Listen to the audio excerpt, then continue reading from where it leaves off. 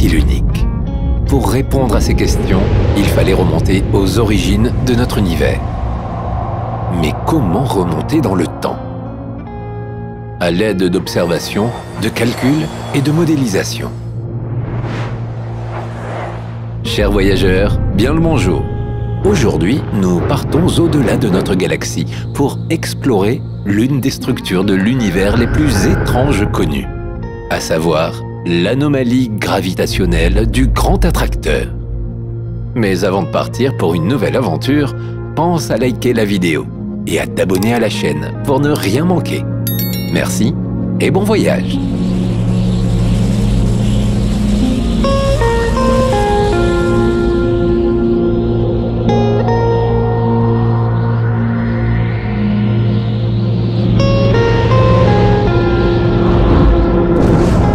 Aujourd'hui, notre compréhension de l'univers repose sur le modèle cosmologique du Big Bang et de l'expansion de l'univers.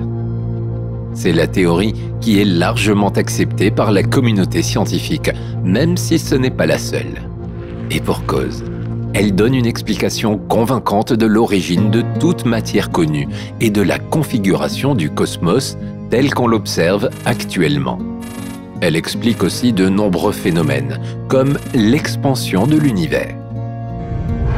Selon le modèle prédominant du Big Bang, l'univers aurait vu le jour il y a approximativement 13,7 milliards d'années.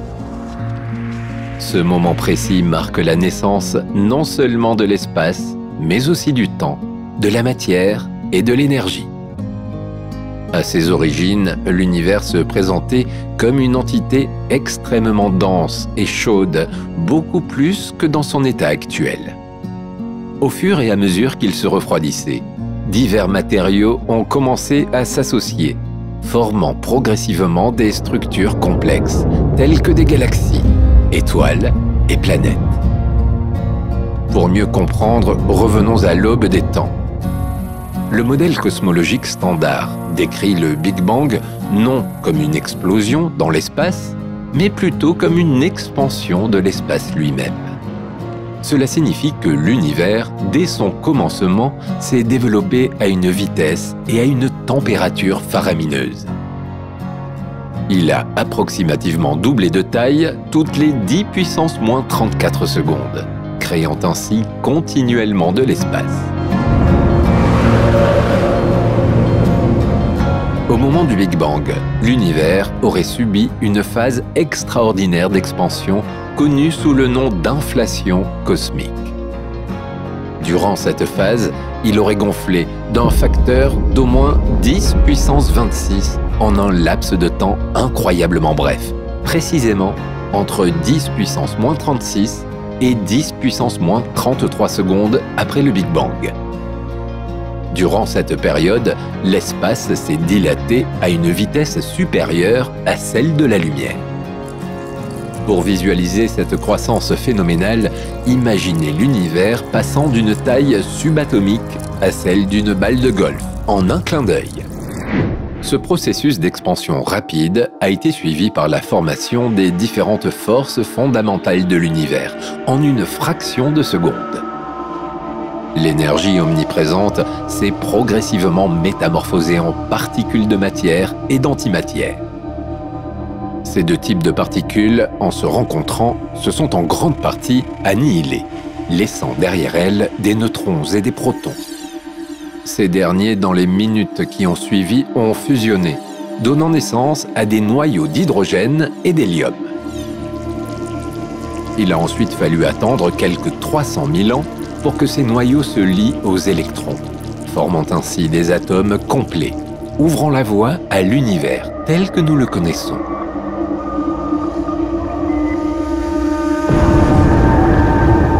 La découverte de la théorie du Big Bang a été initiée en 1922 par le physicien et mathématicien russe Alexandre Friedmann. Alors qu'Einstein soutenait fortement la thèse d'un univers statique, ce physicien a découvert que la relativité générale nous permettait de décrire un univers en évolution. C'est la première fois que le concept d'expansion a fait surface. En 1927, le modèle cosmologique du Big Bang a été énoncé par l'astrophysicien et prêtre belge Georges Lemaître dans un article des Annales de la Société scientifique de Bruxelles. Ce chercheur a également établi une première estimation de la constante de Hubble, avant l'astronome américain qui lui a donné son nom. C'est pour cela qu'en 2018, l'Union astronomique internationale a souhaité renommer cette constante la loi de Hubble-Lemaître. Hubble, quant à lui, a démontré en 1924 la présence d'autres galaxies en dehors de notre Voie lactée.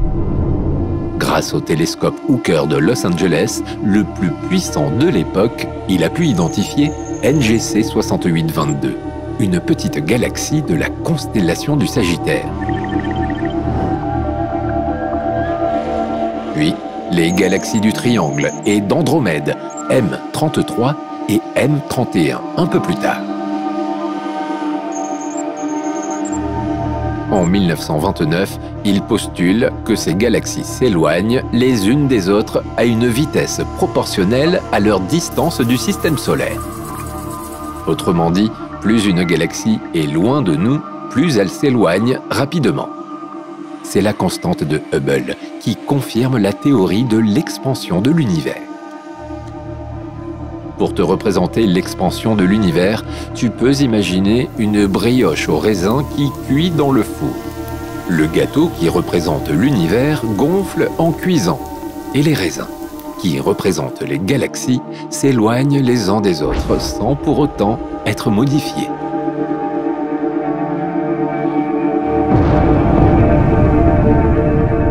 La théorie du Big Bang prédit également l'émission d'un rayonnement thermique au début de l'histoire de l'univers. Or, en 1964, le fond diffus cosmologique a été découvert par deux astronomes américains, Arno Penzias et Robert Wilson. Ce rayonnement fossile aurait été émis environ 380 000 ans après le Big Bang, lorsque l'univers était plus petit, plus dense et plus chaud. Ensuite, l'univers s'est étendu et a refroidi. Le fond diffus cosmologique correspond ainsi au premier instant où l'univers est devenu suffisamment peu dense pour que la lumière puisse s'y propager. C'est d'ailleurs parce que la lumière a pu éclairer l'univers et qu'elle a voyagé jusqu'à nos télescopes que l'on peut remonter jusqu'à cet instant. La question de l'origine du monde n'est pas encore résolue. Nous ne pouvons toujours pas voir dans le passé plus loin que 380 000 ans après le Big Bang.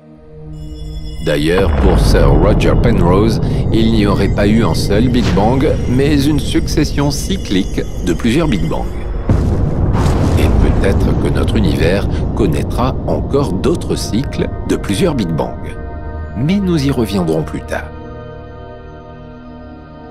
Si nous n'avons pas encore complètement élucidé le mystère de l'origine du monde, pour le moment, la théorie du Big Bang et de l'expansion de l'univers est celle qui prévaut. L'espace entre les galaxies s'agrandit chaque jour. Et, en théorie, les objets s'éloignent les uns des autres, à une vitesse de 2,2 millions de kilomètres à l'heure actuellement. Alors, cela signifie-t-il que la galaxie voisine de la nôtre s'éloigne à 2,2 millions de kilomètres par heure? Non, car malheureusement, ce n'est pas si simple. Nous sommes ralentis dans l'univers par d'énormes amas de matière, car la matière est attirée par la matière. Les galaxies se regroupent donc en amas et en superamas. Cela s'explique par la force gravitationnelle. À grande échelle, c'est la gravitation qui organise la matière pour former des étoiles, des planètes, des galaxies et des amas. C'est la force gravitationnelle qui dicte le mouvement de notre planète autour du Soleil et le mouvement du Soleil autour du trou noir supermassif de la Voie lactée, Sagittarius à étoile. Mais ce n'est pas fini. Il y a encore autre chose.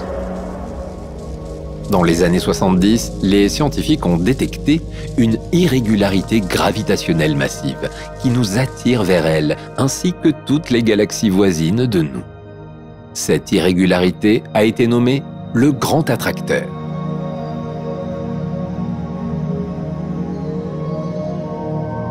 Voici ce que l'on observe lorsque l'on regarde dans la direction du grand attracteur. Il n'y a pas grand-chose à voir, tu es d'accord? Et pourtant, cette région du ciel profond, située à près de 220 millions d'années-lumière de nous, a une importance capitale et elle a suscité le débat pendant près de 50 ans. Et pour cause, elle semble avoir une force d'attraction phénoménale, voire inconcevable. La Terre, le Soleil, le système solaire, notre galaxie et ses 300 milliards d'étoiles et des dizaines de milliers d'autres galaxies autour, tous sont attirés par le grand attracteur à une vitesse vertigineuse de 610 km par seconde. Le grand attracteur a une force telle qu'il peut attirer à lui des millions d'années-lumière cubes. C'est la plus grande concentration de masse dans notre voisinage intergalactique et donc le point de convergence gravitationnelle de toutes les galaxies qui nous entourent. Si cette terrifiante anomalie gravitationnelle est connue depuis les années 70, on ne sait que depuis quelques années seulement ce qui se cache réellement derrière le mystérieux grand attracteur. Au cours de ce voyage, nous allons remonter l'histoire aux origines du mystère du grand attracteur, pour mieux comprendre quelle est cette force gravitationnelle phénoménale qui nous attire à toute vitesse. Nous allons en profiter pour explorer les environs du grand attracteur et comprendre ce qui nous entoure à grande échelle. Nous allons aussi répondre à la question que tu te poses certainement. Allons-nous un jour entrer en collision avec le grand attracteur, ou pire, nous faire aspirer par cette gigantesque masse? Ce voyage t'emmènera au cœur de notre univers, porté par les courants cosmiques pour comprendre le mystère du grand attracteur, mais aussi tout ce que la quête de sa résolution a apporté à l'astrophysique d'aujourd'hui. Accroche ta ceinture. C'est parti pour un voyage mémorable au cœur des plus grands secrets de l'univers.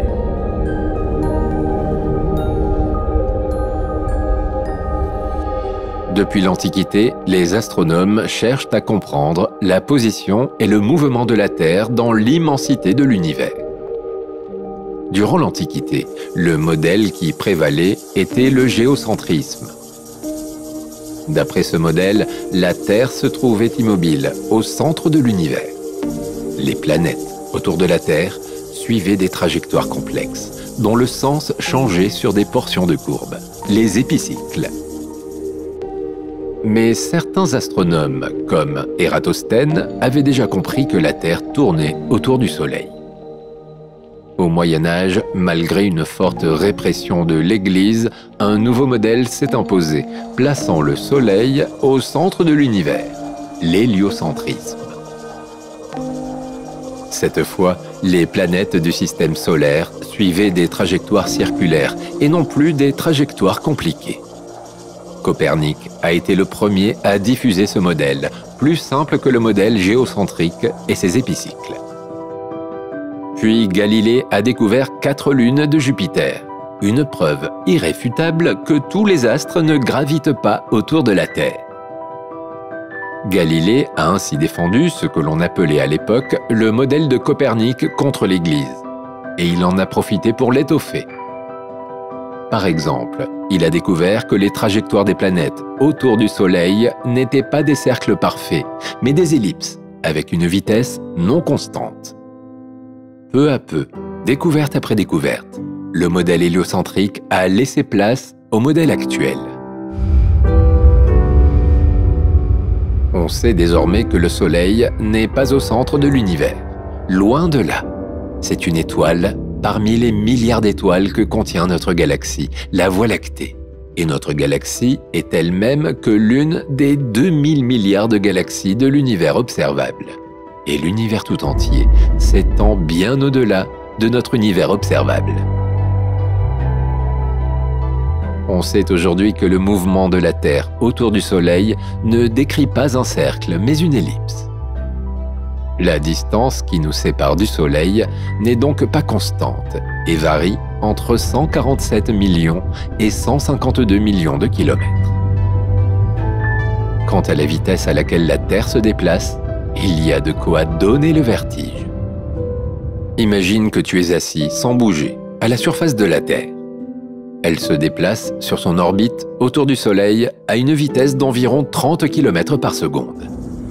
Si elle se déplace autour du Soleil, ce dernier se déplace aussi, en entraînant les planètes en orbite, dont la Terre, à environ 220 km par seconde autour du centre de notre galaxie. Et depuis la moitié du XXe siècle, on peut ajouter à cela le fait que notre galaxie plonge à plus de 610 km par seconde en direction d'une mystérieuse région du ciel lointain, le Grand Attracteur.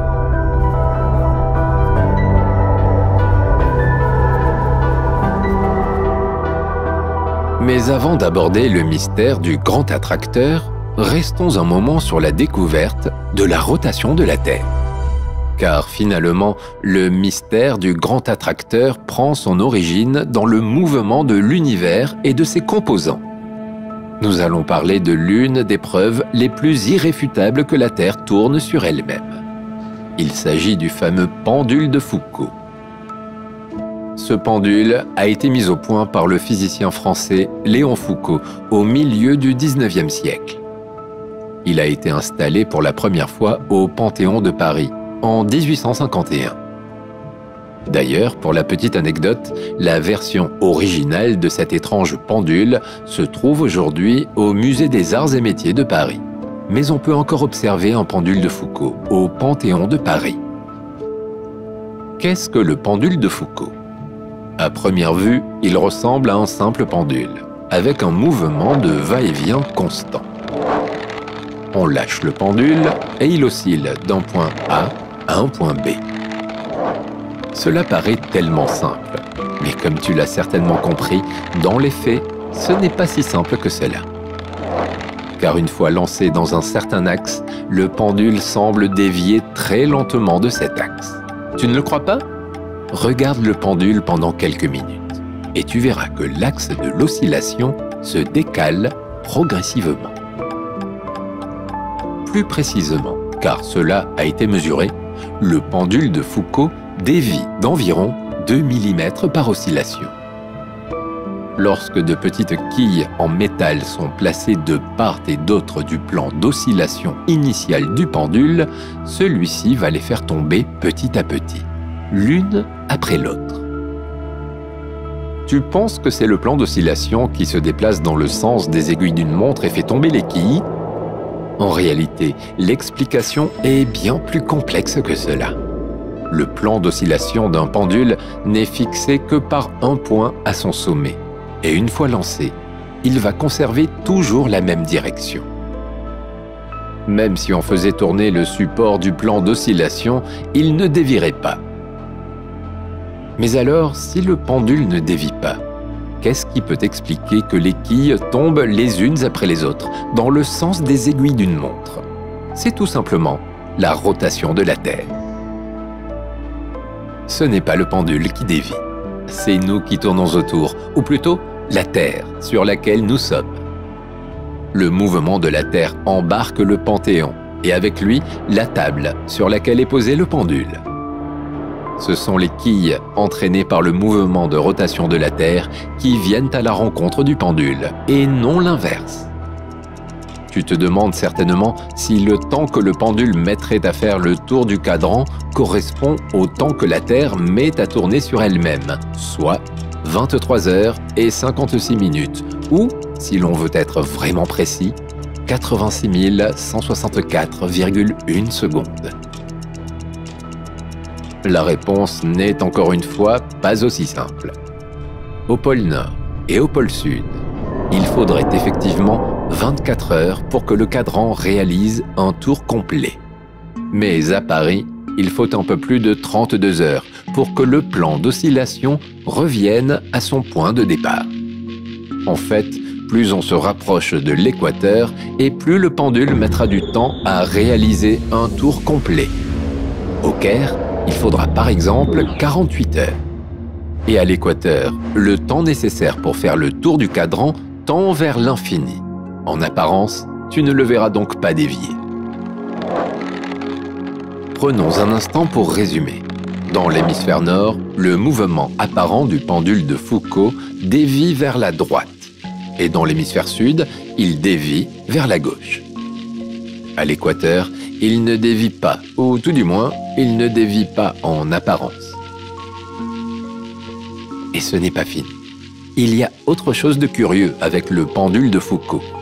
Si l'on se place au pôle Nord et que l'on oriente le plan d'oscillation face au Soleil, on verra peu à peu le Soleil se décaler par rapport au plan. En quelques semaines, il sera entièrement sorti du plan. Si on refait la même expérience avec une étoile, il faudra attendre plusieurs années, voire des millénaires, avant de voir l'étoile se décaler par rapport au plan d'oscillation, car elle est située plus loin de nous. Tu l'auras compris, plus les objets que l'on vise sont loin, plus ils mettront du temps à sortir du plan d'oscillation du pendule. De ces observations, on en a tiré plusieurs conclusions. 1. Le mouvement est relatif. Dans l'espace, il n'existe pas de mouvement absolu. Un objet est immobile par rapport à un autre objet. 2. Le mouvement est dicté par l'univers tout entier et non par notre planète, le Soleil ou la galaxie. Le pendule de Foucault ne peut sembler fixe qu'à l'échelle de l'univers tout entier. Nombreux sont les chercheurs qui pensent que les pendules de Foucault du monde pointent dans la direction du grand attracteur. Autrement dit, le pendule du Panthéon, mais aussi ceux de Bruxelles, de Barcelone, de New York ou encore de Los Angeles pointent tous dans la même direction, celle du grand attracteur. Encore un mystère de plus à résoudre.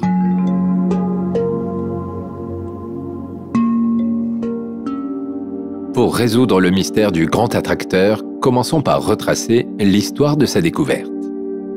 Dans la seconde moitié du XXe siècle, l'exploration spatiale a beaucoup progressé grâce à de nouvelles technologies, et notamment le télescope Hubble. Les astronomes ont pu, grâce à des instruments toujours plus puissants, observer de plus en plus de choses. Mais encore fallait-il les comprendre et les organiser. Peu à peu, une cartographie de l'univers a commencé à se mettre en place. Le défi était de trouver la place qu'occupait précisément notre système solaire et notre galaxie dans l'univers. Dans les années 70, les astronomes se sont penchés sur l'étude du mouvement du système solaire et de la Voie lactée et l'ont comparé avec le mouvement d'autres galaxies proches. Tout semblait aller dans la même direction qui ne pouvait qu'être celle de l'expansion de l'univers. Mais il y avait quand même quelque chose de curieux qui a titillé la curiosité des scientifiques. En plus du mouvement de l'expansion de l'univers, il semblait y avoir une autre direction, comme un point focal vers lequel se dirigeait notre galaxie et toutes ses voisines. En fait, la Voie lactée et ses voisines ne se déplaçaient pas dans l'espace comme elles auraient dû le faire. Au lieu de cela, elles déviaient légèrement par rapport à la direction induite par l'expansion de l'univers. C'est un peu comme si nous étions à la dérive, emportés par un courant. De nombreux astronomes ont pensé que cette directionnalité était due à des failles dans les observations. La communauté scientifique s'est interrogée. Cet effet observé était-il réel ou causé par un biais de Malmquist? Le biais de Malmquist, c'est le biais que nous obtenons dans nos observations du cosmos parce que les galaxies brillantes sont plus faciles à observer que les galaxies sombres. Autrement dit, le grand attracteur n'a pas tout de suite été pris au sérieux. Les scientifiques ont d'abord pensé que la directionnalité constatée était seulement apparente à cause de ce biais. Mais au cours des années 80, le mystère s'est épaissi et il est devenu difficile de l'ignorer.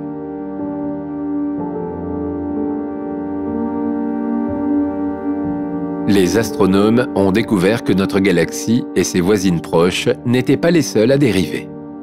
Toute la matière alentour sur des dizaines de millions d'années-lumière à la ronde semblait dériver avec nous. On observe donc une étrange dérive de la Voie lactée, du groupe local et des quelques 60 galaxies qu'il contient, du superamas de la Vierge et de ses galaxies. Et toute cette matière plonge à toute vitesse, dans une seule et même direction, vers une région énigmatique située dans la constellation du Centaure.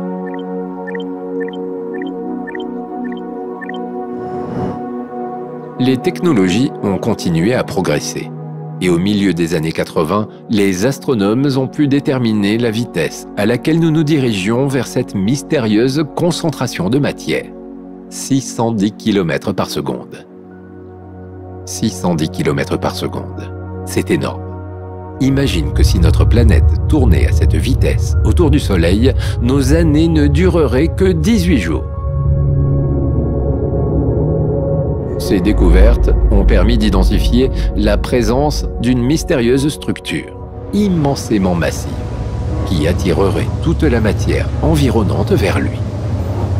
Le mystère du grand attracteur était né. Il restait le plus gros du travail, trouver la nature du grand attracteur.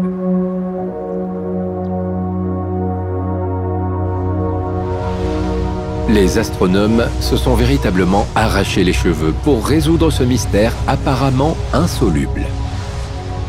Pour être capable d'exercer une telle attraction sur des centaines de millions d'années-lumière autour de lui, le grand attracteur devait posséder une masse considérable. Concrètement, la masse nécessaire pour attirer à lui autant d'années-lumière cubes a été estimée à 50 millions de milliards de masses solaires. Une masse qui équivaut à 10 000 galaxies comme notre Voie lactée, concentrées dans la même région.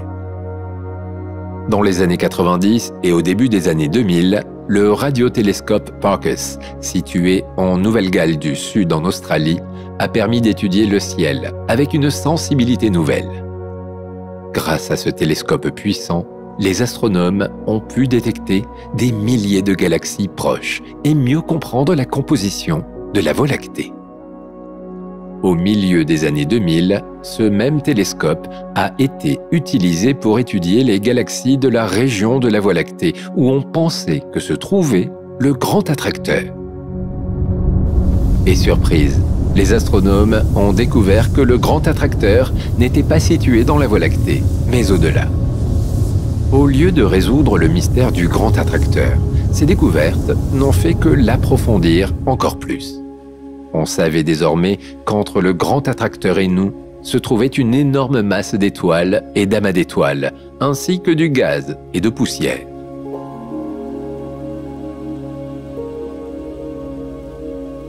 Autrement dit, le grand attracteur nous est dissimulé par notre propre galaxie.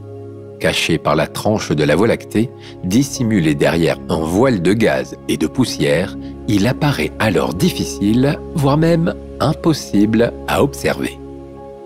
Eh oui, car comme nous l'avons vu au début de ce voyage, tout ce que nous observons dans l'espace, ce sont des objets dont la lumière est parvenue jusqu'à nous, sous la forme de photons.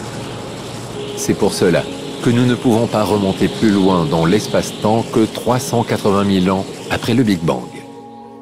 Mais la lumière provenant du grand attracteur qui nous permettrait de l'observer et donc de mieux le comprendre est obscurcie par le voile de gaz et de poussière de notre propre galaxie. Le grand attracteur se trouve ainsi dans ce que l'on appelle la zone d'évitement. La zone d'évitement, c'est la région du ciel qui nous est masquée par le plan de notre galaxie et que nous ne pouvons donc pas observer directement. Cette région masquée par la tranche de la Voie lactée est malheureusement assez vaste, puisqu'elle couvre 1/5 de l'univers observable. Pour l'observer directement, il faudrait attendre que le Soleil, qui tourne autour du plan de notre galaxie, se trouve de l'autre côté. Mais pour cela, il faudra attendre une centaine de millions d'années. Alors, est-ce que cela signifie que tout espoir de percer à jour le mystère du grand attracteur est perdu? Pas tout à fait. Au tournant des années 2000, le grand attracteur restait un mystère entier. Plusieurs hypothèses ont alors émergé pour expliquer cette monumentale masse de matière qui nous attire vers elle à toute vitesse. Selon la première hypothèse, le grand attracteur serait un énorme ensemble de superamas galactiques, riche de millions de galaxies. La force de ce superamas serait alors assez phénoménale pour attirer à elle d'autres superamas, comme le superamas de la Vierge. Selon une deuxième hypothèse, le grand attracteur serait une concentration inhabituellement élevée de masse dans un trou noir supermassif aux proportions inédites. Et selon une troisième hypothèse, le grand attracteur pourrait être la manifestation d'une force obscure, que l'on ne connaît pas encore et qui dépasse notre imagination. Une force obscure qui pourrait contrecarrer l'expansion de l'univers. Heureusement, les progrès technologiques ont continué et les astronomes ont bientôt été capables de voir à travers les épais nuages galactiques de notre galaxie. Car les nuages de gaz et de poussière ne sont pas complètement opaques. Ils laissent passer en partie les émissions radio, infrarouges et rayons X. Les astronomes ont effectué des relevés dans ces longueurs d'onde grâce à des appareils toujours plus puissants et ont pu faire de nouvelles découvertes. Au début des années 2000, en affinant les données et en analysant les relevés, les astronomes ont découvert, à 220 millions d'années-lumière de nous, une densité de galaxies 2 fois supérieure à la normale. 600 galaxies ont été observées dans la région du Grand Attracteur, mais il a été estimé qu'il contiendrait près de 4000 amas de galaxies, soit une masse de 5 fois 10 puissance 16 masses solaires. Les galaxies qui n'ont pas été observées sont celles qui sont trop petites, trop peu brillantes ou cachées par le plan galactique.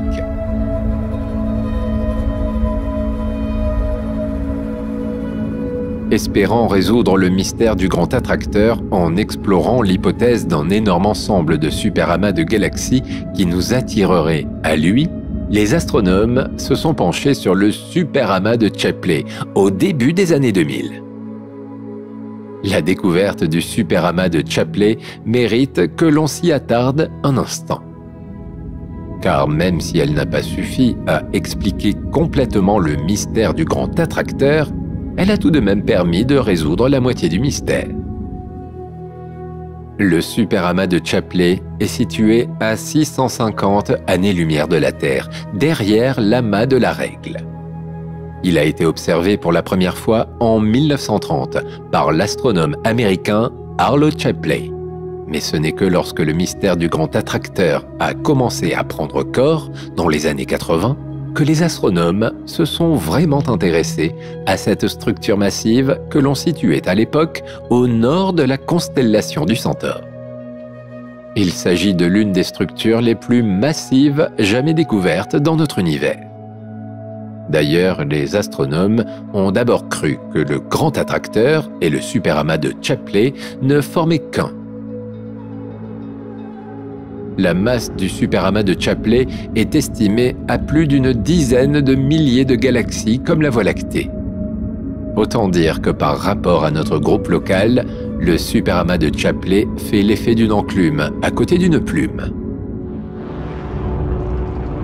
Le superamas de Chapley est situé à 650 millions d'années-lumière de nous.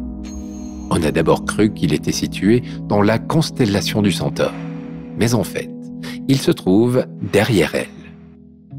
Il contient au moins 25 amas de galaxies, qui sont très rapprochés puisqu'ils sont condensés dans une zone de la taille du superamas de la Vierge, qui lui ne contient qu'un seul grand amas de galaxies.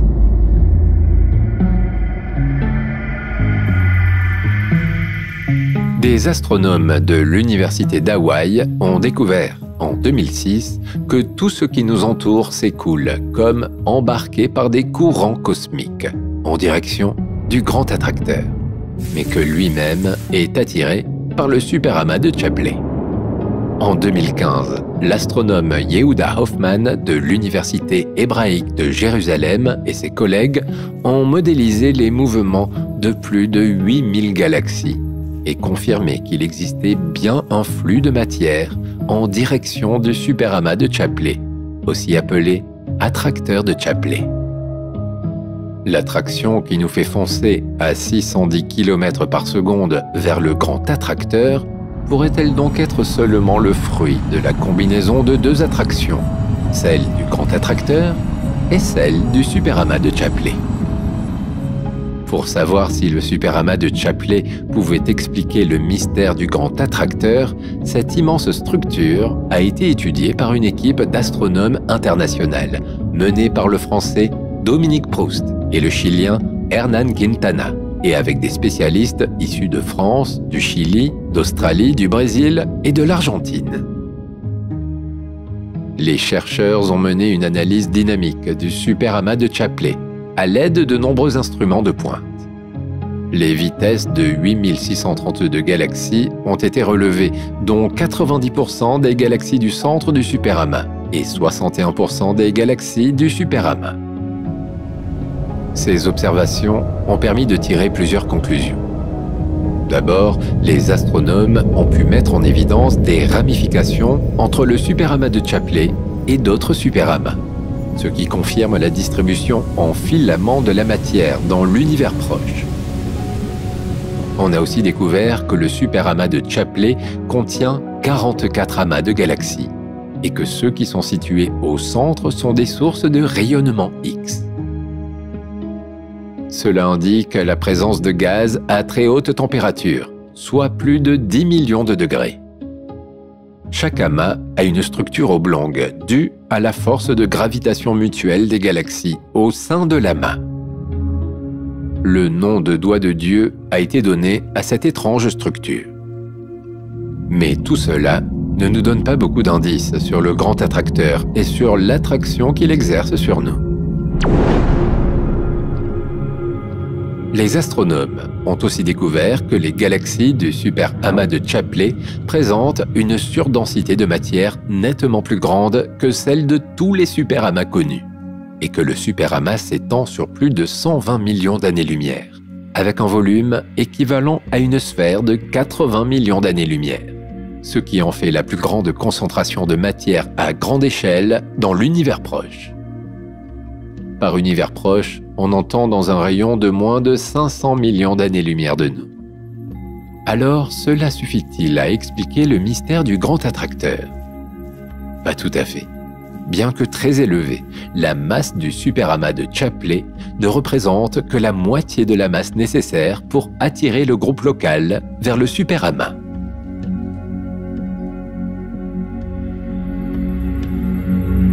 Ce n'est qu'en 2017 que le mystère du grand attracteur a été résolu.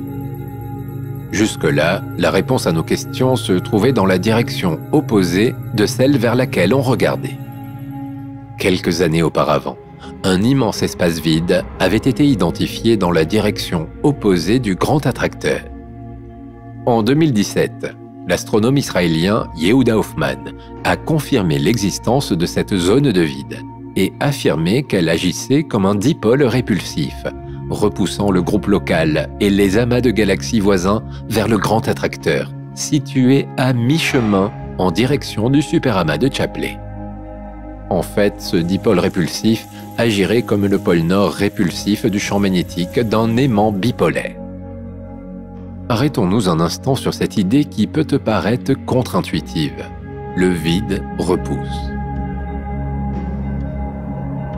Le vide, c'est l'absence de toute matière, ou tout du moins avec très peu de matière. Parce que le vide ne contient pas ou ne contient que très peu de matière, les galaxies ressentent une force d'attraction moindre quand elles approchent du centre du vide. Elles se mettent alors en mouvement dans la direction opposée du centre du vide, comme si elles étaient repoussées par le vide. Ou alors, le vide repousse, car il contient de l'énergie noire. Dans ce cas, il exerce une poussée gravitationnelle répulsive sur la matière et accélère l'expansion de l'univers. Nous reviendrons plus tard sur cette hypothèse de l'énergie sombre. Voici une représentation 3D de l'attracteur Chapley à ce répulseur du dipôle sur près de 1,7 milliard d'années-lumière de large. Cette représentation 3D montre le dipôle répulsif superposé aux différents amas de galaxies, avec le potentiel de gravitation positif ou négatif, selon les régions du ciel. Cette zone vide de toute matière exerce une force répulsive qui pousse tous les flux de matière et les galaxies vers le superamas de Chapley. Autrement dit, tout ce qui se trouve entre le dipôle répulsif et le superamas de Chapley est entraîné par une sorte de courant cosmique, poussé dans les bras du grand attracteur, à une vitesse 2 fois plus élevée que ne le prévoit la théorie. Autrement dit, tout ce qui se trouve entre le dipôle répulsif et le superamas de Chapley est entraîné par une sorte de courant cosmique, poussé dans les bras du grand attracteur à une vitesse 2 fois plus élevée que ne le prévoit la théorie.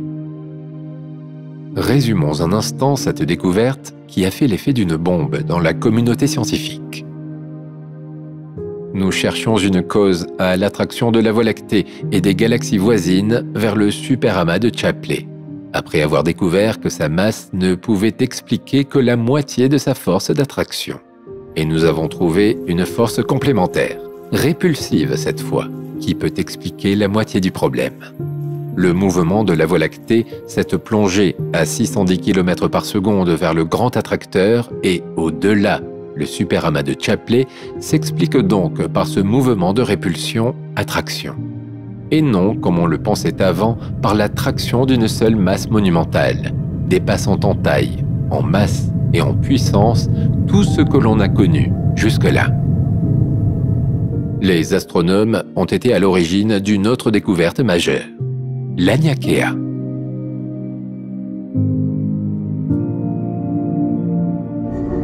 L'Aniakea, c'est l'une des plus grandes structures connues de l'univers observable. Sa découverte en 2014 a provoqué un véritable séisme. C'est d'ailleurs la découverte de l'Aniakea qui a permis de mieux comprendre l'organisation des superamas et de modéliser les flux de matière à la manière de courants cosmiques. Le grand attracteur est situé au centre de cette superstructure, cette île-continent. Continent, c'est le bon mot, car l'Aniakea s'étend sur 520 millions d'années-lumière d'envergure. Notre galaxie, la Voie lactée, s'étend, elle, sur 100 000 années-lumière. Autrement dit, nous sommes un minuscule point dans cet immense continent galactique. Le plus impressionnant, c'est que l'Aniakea ne représente que 1% de la totalité de l'univers observable. Mais ce n'est pas tout. La masse de ce continent est estimée à 100 millions de milliards de masses solaires. Et l'Aniakea contiendrait 100 000 galaxies comme la nôtre, avec environ 100 milliards d'étoiles chacune et 1 million de galaxies naines. Pour que l'on puisse se représenter notre position au milieu de cette immense structure, c'est comme si la Terre était notre maison. Le système solaire, notre ville. La Voie lactée, notre région. Le groupe local, notre pays. Et l'Aniakea, notre continent. La découverte de l'Aniakea représente une étape décisive dans la résolution du mystère du grand attracteur, tout comme la découverte du superamas de Chapley des années plus tôt et la découverte du dipôle répulsif quelques années après celle de l'Aniakea. Comme tu t'en doutes, cette découverte a modifié la vision que la communauté scientifique, mais aussi les amateurs d'astronomie qui suivaient de près cette histoire de grand attracteur, avaient de cette étrange force inconnue.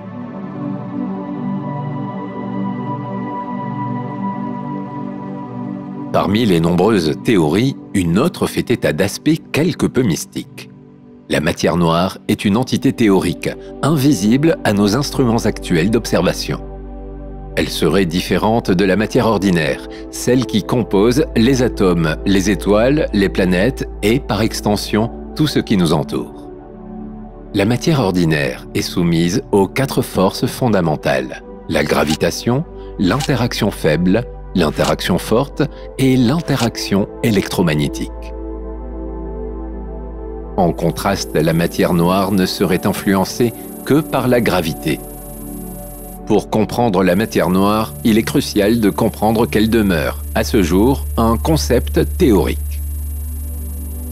Bien que plusieurs scientifiques soient convaincus de son existence, d'autres théories passées ont déjà fait état d'un matériau invisible pour expliquer certains phénomènes, tels que celle de l'éther.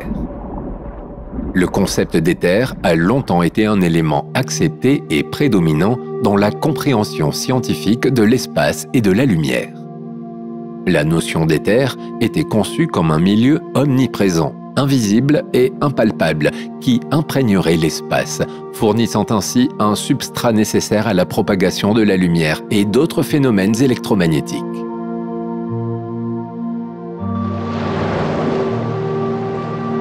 Selon cette idée, tout comme les vagues nécessitent de l'eau pour se déplacer, la lumière aurait besoin de l'éther pour se transmettre à travers le vide spatial. Néanmoins, cette théorie fut ultérieurement réfutée par diverses expérimentations scientifiques, dont l'expérience de Michelson-Morley, et des analyses théoriques plus sophistiquées. Ces investigations conduisirent la communauté scientifique à abandonner la théorie de l'éther au profit de paradigmes plus récents et précis pour décrire la nature et le comportement de la lumière dans l'univers. La théorie de la matière noire a été développée pour expliquer certaines irrégularités gravitationnelles dans l'univers, comme le mouvement des galaxies. Certains pensent qu'elle pourrait être une composante cruciale de la structure de l'univers, présente depuis le Big Bang. Pourquoi ne peut-on pas l'observer alors que l'on a réussi à passer à travers le voile de poussière et de gaz de la zone d'évitement pour observer le superamas de Shapley, situé à 650 millions d'années-lumière de nous? Il doit bien y avoir un moyen d'observer directement cette matière noire si elle se trouve partout dans l'univers. Mais comme d'habitude, la réalité est plus complexe que la théorie. Car la matière noire s'oppose à la matière dite ordinaire, qui constitue tout ce qui nous entoure, les atomes, les étoiles ou les planètes. Et contrairement à la matière ordinaire, elle n'est pas visible, car elle ne réfléchit pas la lumière et n'émet aucune lumière. Elle serait apparue en même temps que la matière ordinaire, lors du Big Bang. La matière noire expliquerait que l'univers se compose de galaxies et d'amas de galaxies, mais aussi de vides, comme le dipôle répulsif. Comme dit précédemment, la matière ordinaire est sensible aux 4 interactions fondamentales: la force gravitationnelle, l'interaction faible, l'interaction forte et l'interaction électromagnétique. Pour rappel, l'interaction faible transforme un proton en neutron et réciproquement. L'interaction forte lie les protons et neutrons et compose des atomes. Et l'interaction électromagnétique assure la cohésion des atomes. La matière noire, quant à elle, ne ressentirait que la force de gravitation. Elle n'est ni sensible à l'interaction faible, ni à l'interaction forte, ni à l'interaction électromagnétique. Si elle existe, cette étrange matière hypothétique, ce double invisible de la matière ordinaire, pourrait nous obliger à repenser toute la physique héritée de Newton et d'Einstein. Tu dois brûler d'impatience d'en savoir plus. Alors, qu'est-ce que le grand attracteur exactement? Une structure de matière noire, un trou noir plus que phénoménal, de taille incomparable à tout autre trou noir jamais découvert? Une portion d'un superamas immensément gigantesque? Ou une mystérieuse force obscure qui dépasse l'entendement et dont on ne peut pas encore soupçonner l'existence?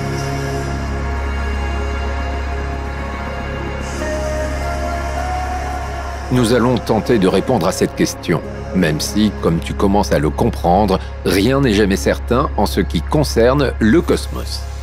Résumons les hypothèses pouvant expliquer la nature du grand attracteur. Le grand attracteur est un gigantesque trou noir. Le grand attracteur est une mystérieuse force obscure. Le grand attracteur est au centre d'un superamas comprenant des millions de galaxies. Étudions ces hypothèses les unes après les autres. Prenons la première hypothèse. Le grand attracteur est un gigantesque trou noir. La réponse est non. Les chercheurs sont aujourd'hui convaincus que le grand attracteur n'est pas un trou noir, mais bien une anomalie gravitationnelle. Le grand attracteur est une force totalement différente de celle du trou noir supermassif. Il serait même plus que probable que le grand attracteur n'ait aucun lien avec un trou noir. Pourtant, le rapprochement était tentant. La force d'attraction d'un trou noir est tellement forte qu'il attire tout ce qui se trouve à proximité. On a la preuve théorique que les trous noirs peuvent avaler des étoiles. Rien ne peut échapper à la force d'attraction d'un trou noir, même pas la lumière. Nous ne pouvons donc pas observer les trous noirs directement, car ils absorbent toute la lumière. Jusque-là, la ressemblance avec le grand attracteur est troublante. Mais à notre connaissance, et d'après les modèles scientifiques qui sont plus fiables que notre imagination de simples terriens, aucun trou noir ne serait capable d'attirer autant de masse de matière à une si grande distance. Les trous noirs stellaires, les types de trous noirs les plus communs, ont une masse qui ne dépasse pas 20 fois celle du Soleil. Et les trous noirs supermassifs, les plus grands des trous noirs, ont une masse plusieurs dizaines de milliards de fois plus importante que celle du Soleil. Et ce n'est toujours pas suffisant. Prenons la deuxième hypothèse. Le grand attracteur est une mystérieuse force obscure. Peut-être, mais si c'est le cas, nous ne le savons pas encore et nous ne disposons pas encore des moyens technologiques nécessaires pour le savoir. Passons donc à la troisième hypothèse. Le grand attracteur est au centre d'un superamas comprenant des millions de galaxies. C'est bien le cas. Le grand attracteur se trouve au centre gravitationnel du superamas de Laniakea. Il n'est qu'une portion de cet immense super-ensemble, tout comme la Voie lactée, qui n'est qu'une galaxie parmi les quelques 100 000 grosses galaxies que contient ce super-ensemble. Oui. Mais de quelle nature est cet objet mystérieux situé au centre de Laniakea? Là encore, il y a diverses théories. Ce pourrait être une surdensité, c'est-à-dire une zone de masse dense avec une intense attraction gravitationnelle. L'énergie sombre ou énergie noire ne serait ni de la matière noire ni de la matière ordinaire. D'après les estimations, 74% de l'univers est composé d'énergie noire. L'énergie sombre a une pression négative. Elle pourrait expliquer l'étrange phénomène de l'accélération de l'expansion de l'univers, découvert en 1998. Mais pourquoi et comment pourrait-elle expliquer ce phénomène qui nous paraît complètement contre-intuitif ?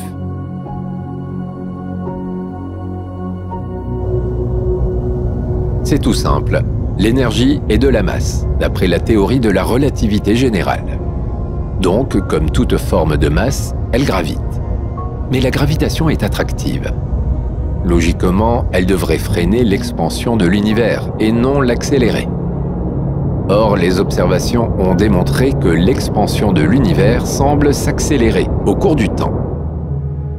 À côté de l'énergie sombre qui représente plus de 70% de la masse de notre univers, la masse de la matière ordinaire, qui est attractive, paraît bien négligeable. La compréhension de l'énergie noire est cruciale pour les astronomes. Selon la nature variable ou non de cette énergie, l'univers pourra soit finir par un Big Crunch, soit continuer son expansion. Le Big Crunch n'est pas un avenir très prometteur pour notre univers. C'est un modèle cosmologique symétrique au Big Bang, où l'univers finira par se recontracter après une phase d'expansion. Dans cette phase finale de l'univers, la température et la densité augmenteront à nouveau, et toutes les structures matérielles comme les galaxies, les planètes, les atomes et même les nucléons seront détruites. Le cosmos retournera alors à son état post-Big Bang de plasma de quarks et de gluons, et l'espace-temps disparaîtra avec la matière. Théoriquement, le Big Crunch pourrait être suivi d'un autre Big Bang, comme une balle rebondissante. il y a une dernière hypothèse quant à la nature du grand attracteur que nous n'avons pas encore explorée. En fait, il se pourrait, selon certains scientifiques, que le grand attracteur n'existe pas. Selon certains chercheurs, la cartographie exacte des champs de gravité permettrait de prouver que la masse des galaxies connues suffit à elle seule à expliquer ce phénomène. Et aussi décevante que cette solution au mystère du grand attracteur puisse être, c'est peut-être la plus probable. Nous y reviendrons plus tard.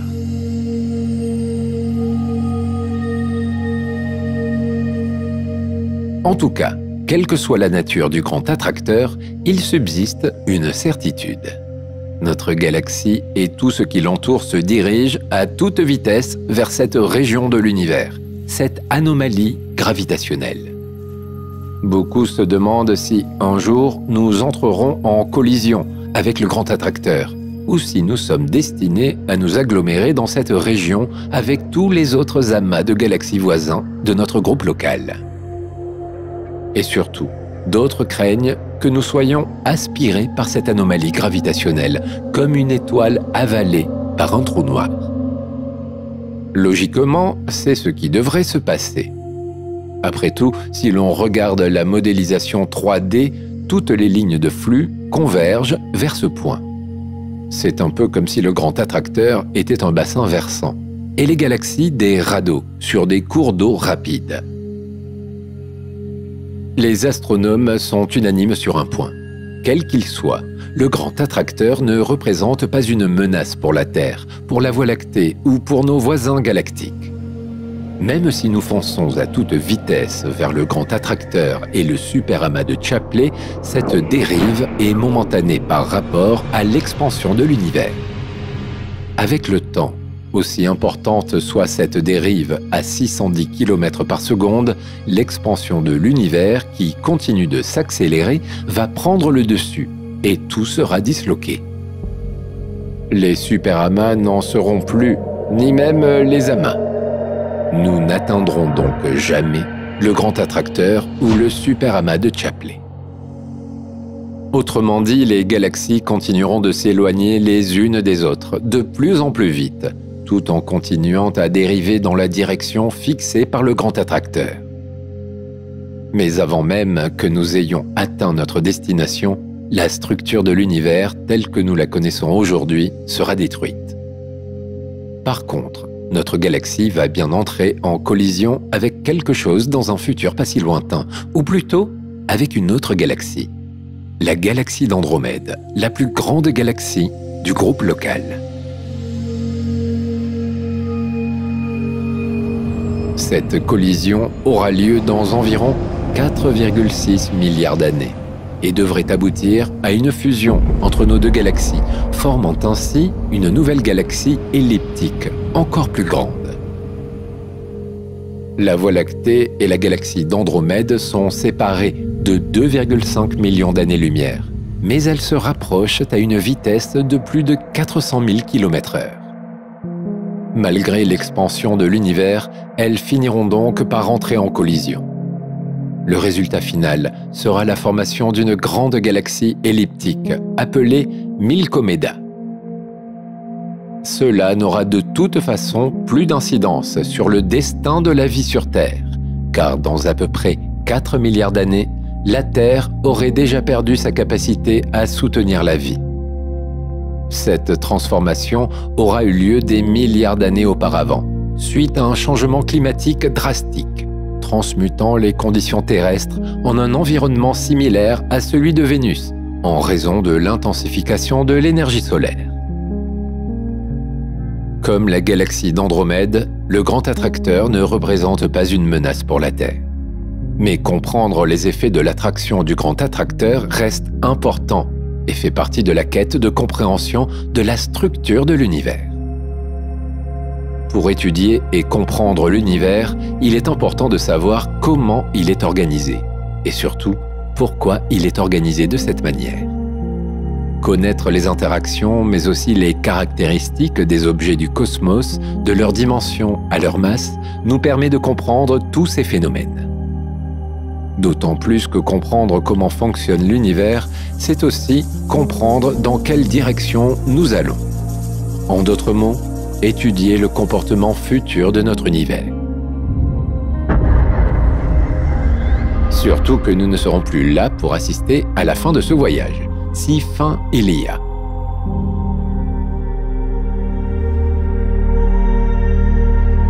Ce qui est sûr, c'est que la quête d'une solution au mystère du grand attracteur aura permis de comprendre beaucoup de choses. Elle nous aura permis de mieux comprendre comment est structuré l'univers et quelles sont les forces en présence, même si nous sommes encore loin de tout savoir. La Terre n'est ni immobile au centre du système solaire, ni embarquée dans un voyage aveugle vers le grand attracteur, une force obscure qui finira par nous engloutir. Elle n'est rien de plus que l'un des multiples éléments de cette grande toile cosmique en mouvement qu'est l'univers, entraîné par un courant cosmique qui nous échappe et que l'on ne perçoit pas. Cartographier l'univers, c'est comme cartographier un pays, avec ses océans, ses rivières et ses bassins versants, mais aussi ses courants et ses champs magnétiques. L'univers, c'est une mosaïque de flux cosmiques qui circulent autour de bulles de vide et forment des filaments de galaxies qui, elles-mêmes, s'écoulent dans le sens du courant. Et ce courant est dicté par de multiples forces, comme la gravitation, mais pas seulement. Comme les planètes tournent autour des étoiles, à plus grande échelle, les galaxies se rassemblent et s'écoulent autour de ces centres de gravité. Et tous ces mouvements, toutes ces structures qui se forment, sont loin d'être immuables. Tout va, à très long terme, finir par être dilué dans cette grande toile cosmique.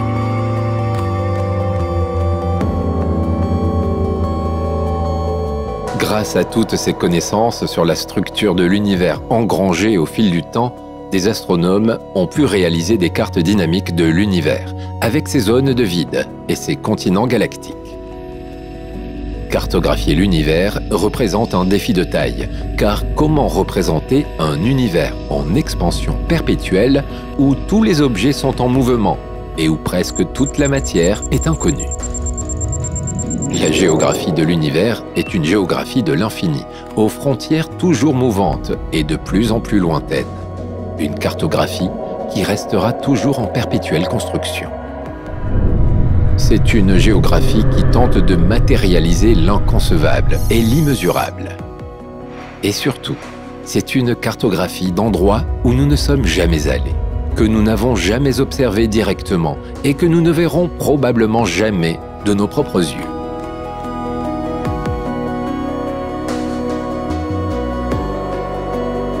Ce qui est cartographié, c'est ce qui a été modélisé mathématiquement, à partir d'informations relevées par des instruments toujours plus performants. Pourquoi alors s'atteler à une tâche aussi titanesque? Les hommes ont commencé par cartographier le ciel, dans le but premier de se repérer dans l'espace. En 1650, l'Observatoire de Paris a été créé pour que les marins français puissent rivaliser avec la marine anglaise en ayant un moyen fiable de se repérer dans l'espace, les étoiles. Mais la cartographie du ciel a aussi permis aux hommes de se repérer dans le temps. C'est la connaissance des étoiles qui nous a permis d'organiser le temps en saisons, en mois et en années. Aujourd'hui, cartographier le ciel répond à un autre besoin, l'un des plus vieux de tous les temps, la soif de connaissance. On cartographie le ciel car on veut comprendre l'univers et son fonctionnement. De la cartographie du ciel, on est passé à la cartographie du système solaire, avec l'avènement du modèle cosmique héliocentrique. Mais au fur et à mesure de l'augmentation de nos connaissances, notre vision de l'univers a traversé les frontières du système solaire, puis de la Voie lactée. Il a fallu augmenter la portée de notre cartographie.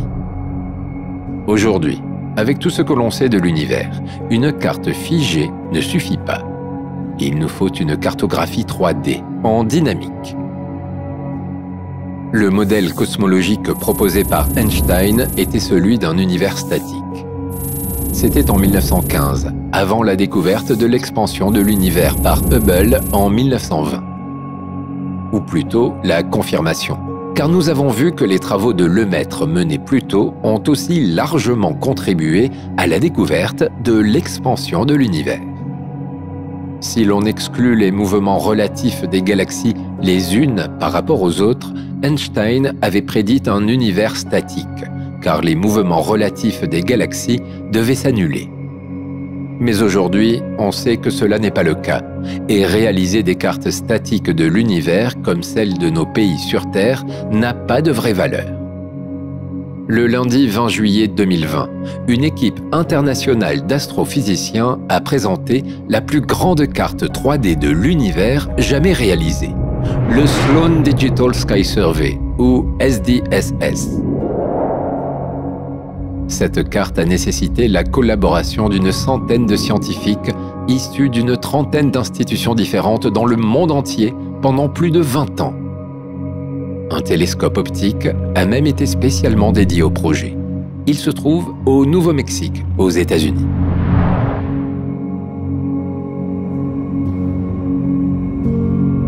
Tout a commencé en 2012 avec le projet eBOSS lancé par l'astronome Kyle Dawson de l'Université de l'Utah. L'idée était de produire une cartographie 3D de l'univers la plus complète. Pour cela, les chercheurs ont analysé plus de 4 millions de galaxies actives et de quasars. Sur cette carte 3D, tu peux voir les fameux filaments de matière dont nous avons parlé tout à l'heure, qui structurent l'univers. À l'intérieur de ces filaments, des galaxies s'attirent par gravitation et s'organisent en continents galactiques, les superamas, qui sont eux-mêmes composés d'amas de milliers de galaxies. Et dans chacune de ces milliers de galaxies gravitent des centaines de milliards d'étoiles et au moins autant de planètes. Cette carte dynamique est inédite dans le sens où elle retrace l'histoire de l'univers de ses premiers instants à nos jours. Une histoire continue qui nous offre une meilleure compréhension des mécanismes de son expansion. La publication de cette carte a fait beaucoup parler d'elle, car nous avions enfin une vision complète de l'histoire de l'univers, là où avant, nous n'avions que des fragments.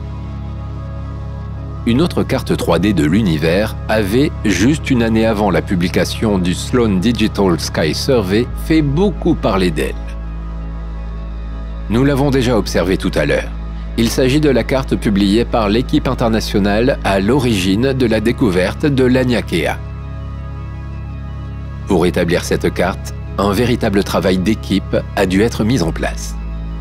La lueur de milliers de galaxies ont été mesurées à l'aide des plus grands télescopes du monde entier.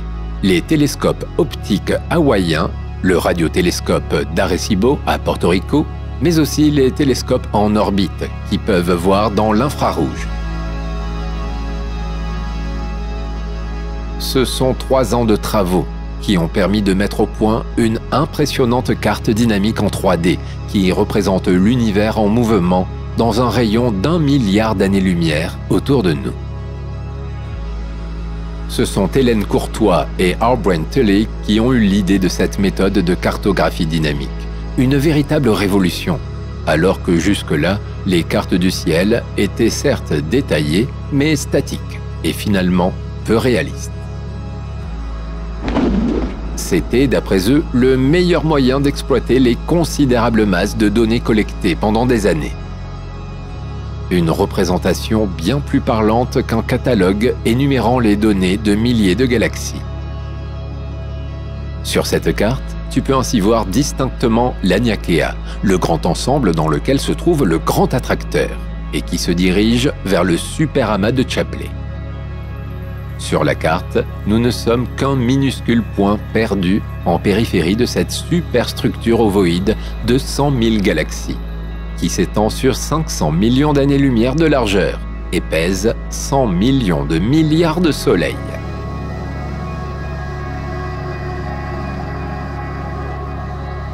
Cartographier l'univers en dynamique est important, mais cela demande du temps, de la patience et une gigantesque base de données. Pour mettre au point cette carte de l'univers en mouvement, Hélène Courtois et R. Brent Tully ont mesuré pour chacune des milliers de galaxies étudiées ces deux coordonnées de position dans le ciel et la vitesse à laquelle elles s'éloignent ou se rapprochent de nous. Autrement dit, son décalage vers le rouge ou son décalage vers le bleu. De ces informations, ils ont déduit une mesure du mouvement de la galaxie par rapport à la Terre.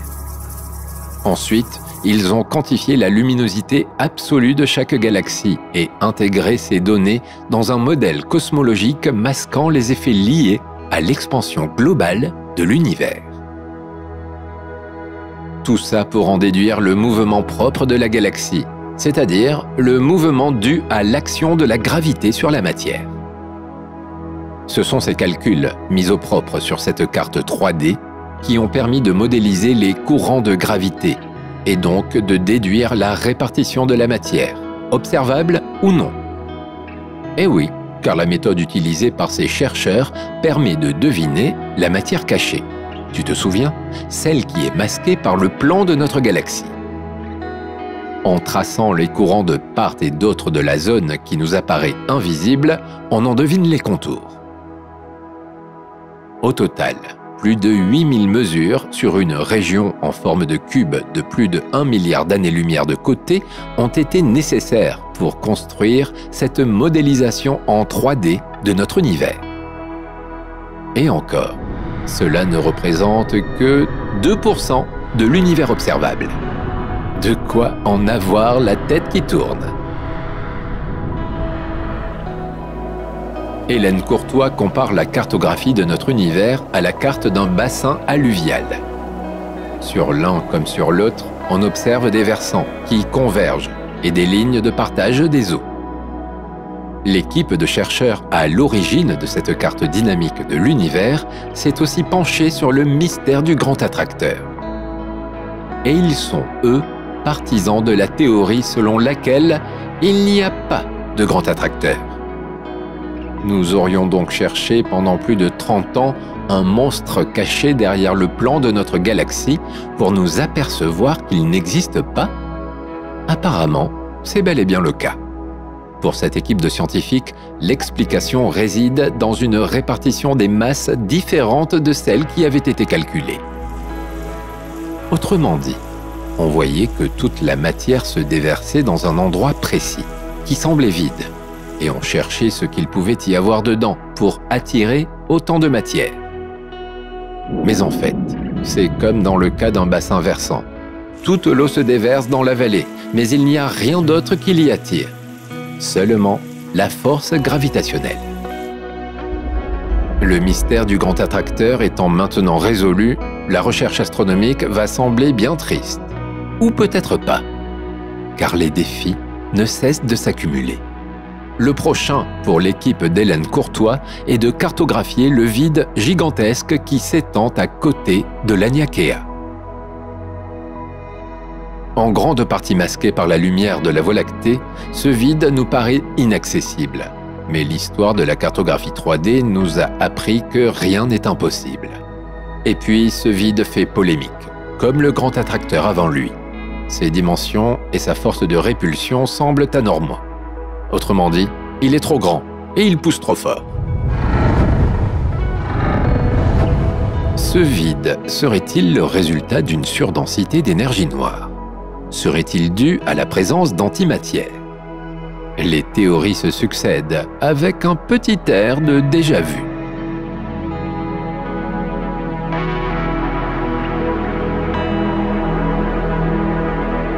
Presque 50 ans ont été nécessaires pour résoudre le mystère du grand attracteur depuis la découverte d'une étrange déviation dans le mouvement de la Voie lactée et de ses voisines.